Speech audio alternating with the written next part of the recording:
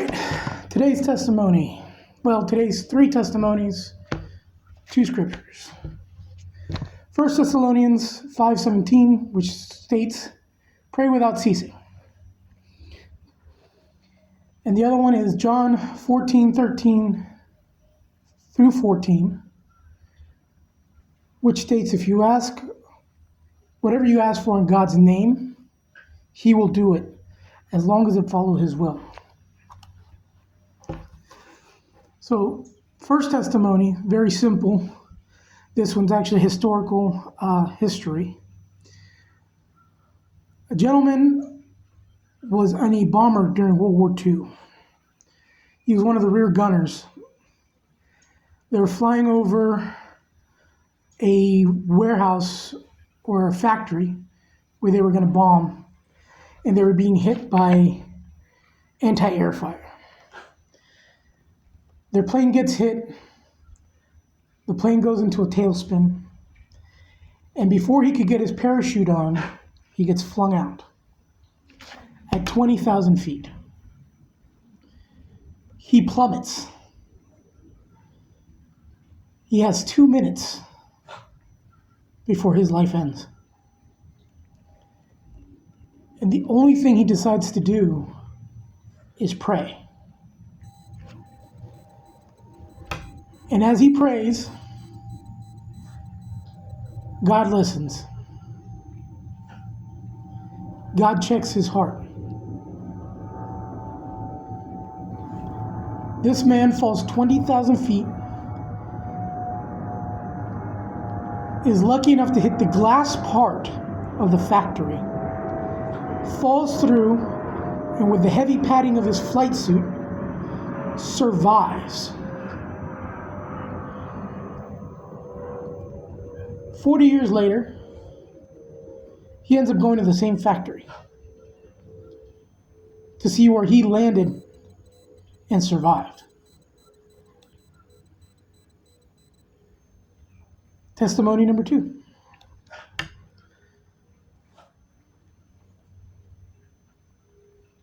It was a man who lived in a fairly metropolitan area, fell in love with a woman. They started dating, eventually got engaged, and in doing so, they got pregnant. After a while, or halfway through the pregnancy, they ended up losing the child. The loss of the child was devastating for both of them, to the point where it destroyed the relationship. But the man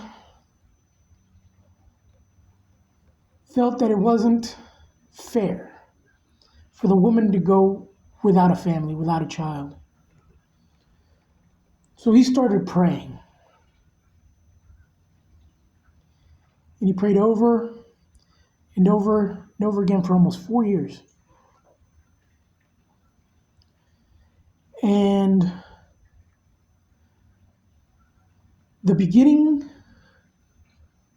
I think it was the beginning of the 3rd year. I think that's what the story says. The beginning of the 3rd year, he hears that she's pregnant.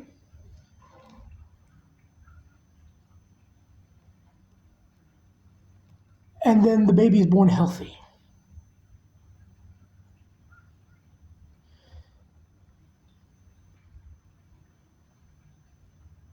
And now, ironically enough, his family have adopted said child to be part of the family.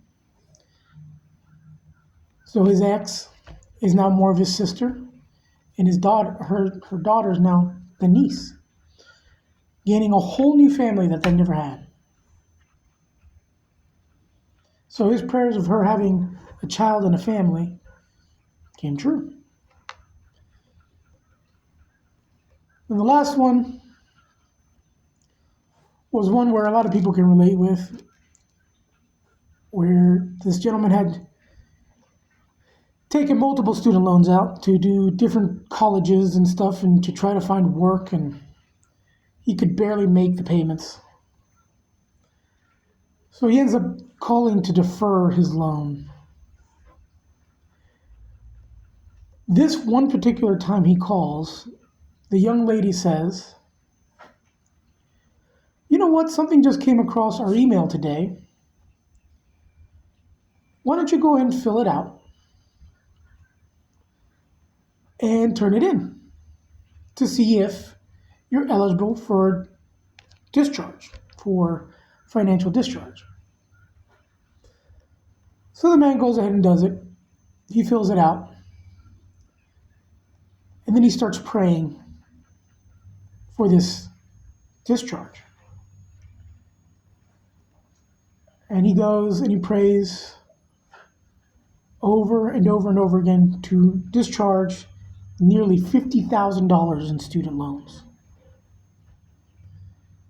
And he faithfully prays for 7 years. And on the 7th year, he walks to his mailbox,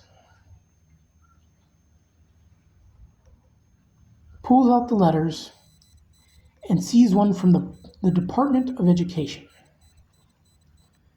Fearing that his student loans were going to be asked to be repaid, or he had no money to repay them, he opens it up and finds a check for nearly $7,000 and a letter saying that his student loans have been discharged and anything extra was being returned.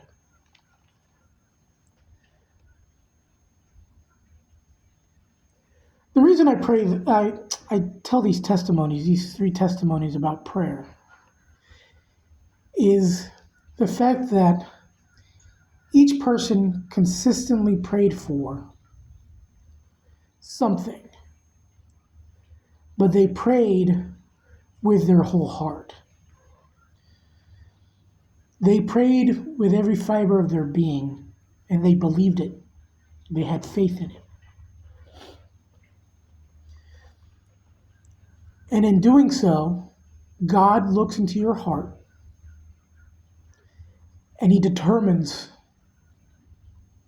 whether you're being truthful or not, whether you're trying to gain something or not. And then if it aligns with his will, or when it aligns with his will, he provides it to you. So, keep praying, keep believing, keep having faith. For God answers us in one of 3 ways, but he always answers. Yes, no, or maybe.